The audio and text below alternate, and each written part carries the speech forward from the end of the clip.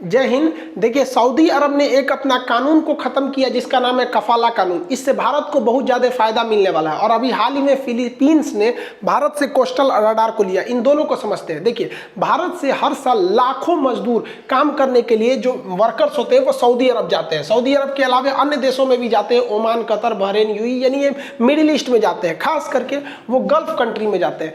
Gulf country यानी खाड़ी देश उन्हें कहा जाता है जिनकी सीमा ये फारस की खाड़ी नामक इस समुद्र से सटती है। तो फारस की खाड़ी से सटने वाले 8 देशों को हम खाड़ी देश कहते हैं, जिसमें Oman, UAE, Qatar, Bahrain, Saudi Arab, Kuwait, Iraq, Iran आते हैं। तो यहाँ भारत के बहुत सारे लोग काम करते हैं। लेकिन यहाँ एक बहुत ही गलत कानून था जिसे कफाला यानी स्पॉन्सर्ड रूल के नाम से जाना जाता था, जिससे मजदूरों को बहुत ज्यादा शोषण होता था।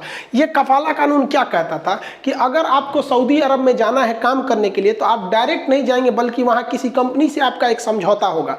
वो कंपनी क्या करती थी, आपका पासपोर्ट रख लेती थी, और आप जब वापस सोचेंगे उस कंपनी को छोड़ के वापस हम इंडिया आ जाए तो वो कंपनी को आप डायरेक्ट नहीं छोड़ सकते थे। एक लंबी प्रोसेस रहती थी। अगर कंपनी को लगेगा नहीं उसे वर्कर की जल्दी जरूरत है, हम इसे नहीं जाने दे, तो आपको नहीं भी जाने दे सकती। 6-6 महीने लगा देती थी। आपके घर में कोई इमरजेंसी हो, जल्दी आने नहीं देते थे सर।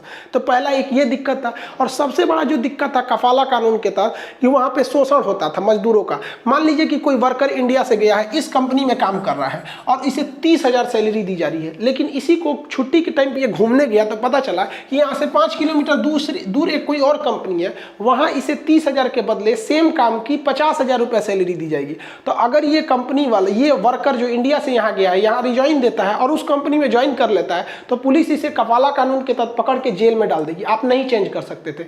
इसको चेंज करने के लिए आपको क्या करना रहता था, इस कंपनी से आपको रिजाइन देना पड़ेगा और वापस इंडिया आना पड़ेगा इस कंपनी को छोड़कर। इंडिया से आने के बाद फिर इस कंपनी में अप्लाई कीजिएगा, ये रिसीव करेगा, तब आप जा सकते हैं। इतना कॉम्प्लिकेटेड था ये। अभी क्या था कि मान लीजिए कोई जाना चाहता था इस कंपनी से छोड़ के इस कंपनी में, ताकि उसे 30 के बदले 50,000 रुपये मिले, तो यहाँ रिजाइन देता था ना, तो कंपनी वाले रिजाइन ही नहीं लेते थे, कहते नहीं जाने देंगे, तुम्हारा पासपोर्ट जमा कर लिए। तो बहुत ज़्यादा ये कफाला कानून गलत था। इसका खामियाजा खुद सऊदी अरब को भुगतना पड़ा था। भारत से 2014 में सऊदी अरब में लगभग 8 लाख लोग काम करने के लिए गए थे और 2018 में देखेंगे तो ये आंकड़ा घट के 3,40,000 हो गया। इतने खराब कानून की वजह से ज़्यादातर लोग ओमान वगैरह में शिफ्ट हो गए, सऊदी अरब के बगल में।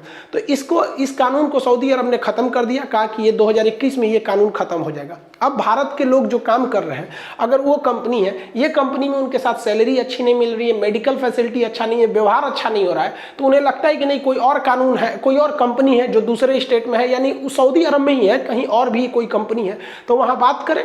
और ऑनलाइन एक पोर्टल दे दिया जाएगा, मतलब वेबसाइट, जहां पे वो अपनी शिकायत करे कि हम इस कंपनी के साथ खुश नहीं है, हम उस कंपनी में जाना चाहते हैं, वो कंपनी हमें बुलाने भी रेडी है, आप हमें इसका अप्रूवल दे दिए। तो अब सरकार वहां पे इसका अप्रूवल दे देगी। तो इससे भारत के लिए बहुत अच्छी खबर है, क्योंकि भारत को वहाँ पर अब काफ़ी ज़्यादा प्रॉफिट होना है। तो अब कंपनियों में कंपटीशन होगा, कोई जो सैलरी अच्छा देगा, मेडिकल फैसिलिटी अच्छा देगा, छुट्टी ठीक ठाक टाइम से देगा, लोग वहाँ पे चले जाएंगे। तो इससे भारत वालों को अच्छा होगा, क्योंकि वो लोग भारत से, सोचिए 2014 की अगर बात करें तो 8 लाख लोग वहाँ गए थे, खाना वहाँ की खाते थे, पानी वहाँ पे, प्रदूषण वहाँ करते थे, हवा वहाँ की लेते थे, मेहनत वहाँ करते थे, अब खड़े पैसा कमा के यहाँ भेज देते थे। सोचिए अगर ये लोग यहाँ पर 10,000 रुपये भी कमाएंगे तो 8 लाख में 10,000 करेंगे, करोड़ों रुपए भारत में आ जाता था। तो ये भारत के लिए अच्छा है। आखिर सऊदी अरब ने ऐसा किया क्यों? तो एक्चुअली देखेंगे, सऊदी अरब के पास अभी चल रहा है G20 का कमांड। G20 के पूरी कंट्रोल सऊदी अरब के पास है, अभी उसका लीडर है। तो इसमें वो सुधार करना चाहता है, इसी बहाने वो दिखाना चाहता है।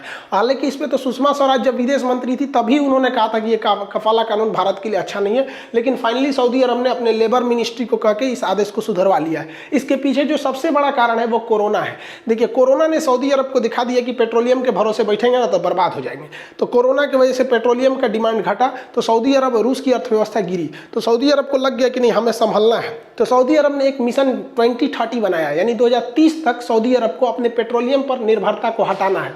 तो पेट्रोलियम से निर्भरता को हटाने के लिए सऊदी अरब ने खुद को सोच रहा है कि हम मैन्युफैक्चरिंग हब बनाने के लिए हम लेबर्स के लिए अच्छा व्यवस्था रखेंगे। तो अच्छी बात है, आपका फ्लेक्सिबिलिटी देंगे तो बहुत से लोगों को काम करने को यहाँ पे सहूलियत हो जाती है।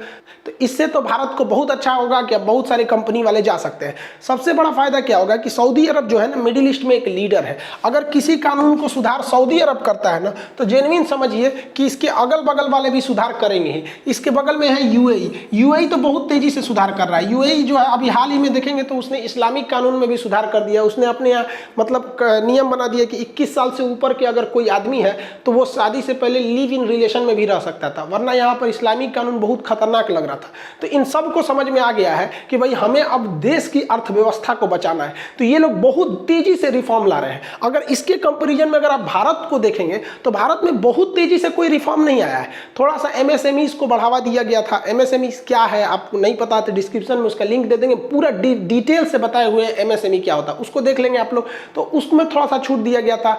जो लोन मॉनिटोरियम था उसमें थोड़ा बहुत था, लेकिन आप अगर देखेंगे तो बहुत बड़ा चेंजिंग नहीं आया इंडिया में, जबकि ये लोग बहुत जल्दी से सजग हो रहे हैं। तो हम लोग को भी अपनी मॉडल ऑफ इकोनॉमी को हल्का सा बूस्ट करना पड़ेगा, थोड़ा चेंज करना पड़ेगा कि कोरोना ने ना पूरी तरह से लाइफ स्टाइल बदल दिया। अब ये कितना दिन रहेगा ये प्रेडिक्ट करना भी मुश्किल है, क्योंकि WHO का अभी का करंट अपडेट देखेंगे तो कह रहा है कि अभी सेकेंड वेव आने वाला है। तो इसलिए भारत सरकार को भी अपनी इकोनॉमी को इसी के पैरेलल वर्ल्ड पैरेलल पे बनाना चाहिए, और भारत को ऐसा करना चाहिए कि जो कोई भी कंपनी मैन्युफैक्चरिंग हब इंडिया में बने, यहाँ के लेबर लॉ का।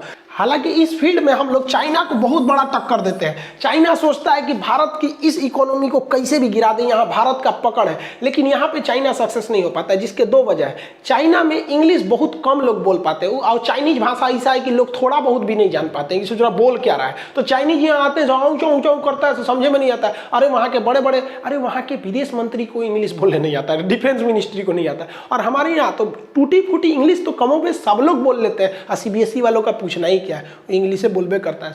तो यहाँ पर चाइना पहला इसमें हार जाता है। दूसरा, चाइना के वर्कर स्किल्ड है, उन्हें काम बहुत अच्छे से आता है, बट वो मल्टीपर्पज नहीं है। और हमारे यहाँ के वर्कर स्किल है, मल्टीपर्पज भी है, मतलब काम भी अच्छा करते हैं, कई काम करते हैं, नट बोल्ट भी कस लेगा, गैरेज भी बना देगा, लेबर नहीं है तो अपने से पेंट भी कर देगा, कोई मजदूर नहीं तो बोरा लेके अपने चढ़ जाएगा। अब 5 बज गया है, 5 बजे के बाद कहेंगे तनी चाय पिया ना, तो चाय बना के पिला देगा आपको, खाना वाना खुदे बना लेगा। तो इन सबों के लिए झमेला नहीं है। तो भारत के जो वर्कर है वो स्किल्ड है, साथ साथ मल्टीपर्पज है। तो इस एरिया में भी भारत सरकार को काम करना चाहिए। हालांकि जब सुषमा स्वराज जी थी तो इसमें बहुत जबरदस्त काम किया था वो वर्कर्स के लिए, यहाँ के काम के लिए। और दूसरी बात अगर देखिए भारत को, तो भारत ने यहाँ पे उस साइड तो सऊदी अरब देख लिया, यहाँ पर ये फिलीपीन को चाइना जो है बराबर धमकी देते रहा था कि हमेशा उसकी जहाज इसके कोस्टल एरिया, समुद्री एरिया में घुस जाती थी, परेशान रहता था, निगरानी कहाँ करेगा। तो परेशान होकर भारत के पास आया, तो भारत ने उसको क्या कर दिया, कोस्टल रडार दे दिया। अब देखिए समुंदर है ना, तो यहाँ एक टावर खड़ा कर दीजिए और इसके ऊपर रडार लगा दीजिए, टेंशन फ्री। अब 50 किलोमीटर की एरिया में अब कोई भी दुश्मन का जहाज, पनडुब्बी कुछ भी आएगा तो पकड़ लेगा। तो फिलीपीन कह रहा है कि हमारा एरिया खाली 50 किलोमीटर थोड़े है। तो भारत ने भी कहा है कि हमारे पास कौन खाली एक गो रडार थोड़े, हमारे पास बहुत ज़्यादा 50 किलोमीटर की दूरी पे तुम लाइने से लगा दो। तो फिलीपीन को भारत ने पूरा लाइने से दे दिया यहाँ से कि लगा दे भैया, तू लाइने से लगा दे, अब ले लाइन से लगा दिया। तो फिलीपीन आने वाले 1 से 2 साल में जब ये पूरी तरह कंप्लीट हो जाए, हमको रडार लगाने में क्या जाता है, टावर खरीद के लीजिए, नहीं ऐसे जियो का पूरा ऊपर रडार फिट कर दीजिए। हमारे यहाँ देखते हैं धड़ाधड़ टावर लगता है, हर गली में हर गांव में वो टावर डाल देते हैं। तो इससे क्या होगा कि फिलीपीन की पूरी कोस्टल बाउंड्री जो है ना एकदम सिक्योर हो जाएगी। अब चाइनीज पनडुब्बी जो होती है सर, कहीं से आओ, तुम कुछ भी आओ ना, तुम पकड़ में आ जाओगे। और साथ ही साथ फिलीपीन ने कहा है कि हमें ब्रह्मोस की सप्लाई दी जाए, और भारत ने ब्रह्मोस का हर एक वर्जन को फुली टेस्टेड कर लिया है, चाहे वो जमीन से मारने वाला हो, समुद्र से मारने वाला हो, हवा से मारने वाला हो, एंटी रेडिएशन हो, कुछ भी हो, हर तरह का कर लिया है। अब तो अंडर वाटर भी कर लिया, लेकिन उसका नाम कलाम रखा गया, APJ अब्दुल कलाम के नाम पर, के मिसाइल बोला जाता है। वो पनडुब्बी के अंदर से मार देती, मतलब समुद्र आपको बहुत शांत दिखेगा, अचानक उसमें से मिसाइल निकल जाएगी। तो भारत हर तरह की मिसाइल को बना लिया। तो फिलीपीन कह रहा है कि ये वाला मिसाइल ना आप हमको भी दे दीजिए, ब्रह्मोस हमको भी दे दीजिए, क्योंकि रडार लगा देंगे, साथ ही साथ वो लगा देंगे तो अच्छा ना है, सोने पे सुहागा हो जाएगा। तो भारत सरकार इस पर विचार कर रही है। और आपको भी पता है कि डिफेंस डील को काफ़ी सिक्योर रखा जाता है। हो सकता है कि डील हो भी गया हो या फिर पहुंचने के कगार पे हो, तो ये उतना ज़्यादा भारत सरकार भी डिस्क्लोज नहीं करती है। लेकिन हमको जहाँ तक लगता है कि वियतनाम, ये वाला जो वियतनाम है और फिलीपीन के साथ भारत सरकार 90% चांसेज है कि इंटरनली गुप्त रूप से ब्रह्मोस की समझौता कर चुकी है। भले डोनाल्ड ट्रंप चले गए हैं, जो बाइडेन चाइना से नरम पड़ गए होंगे, लेकिन हम भारत वाले नरम पड़ने वाले नहीं हैं, क्योंकि चाइना ने जो गलवान में घुस के अपनी अति पार कर दी है। और हमारे यहाँ कहा जाता है अति सर्वत्र बर्जते, भाई अति जो होता है ना बहुत खराब माना जाता है। तो आई होप गवर्नमेंट भी इसको एग्रेसिव लेगी। मिलेंगे नेक्स्ट क्लास में। जय हिंद।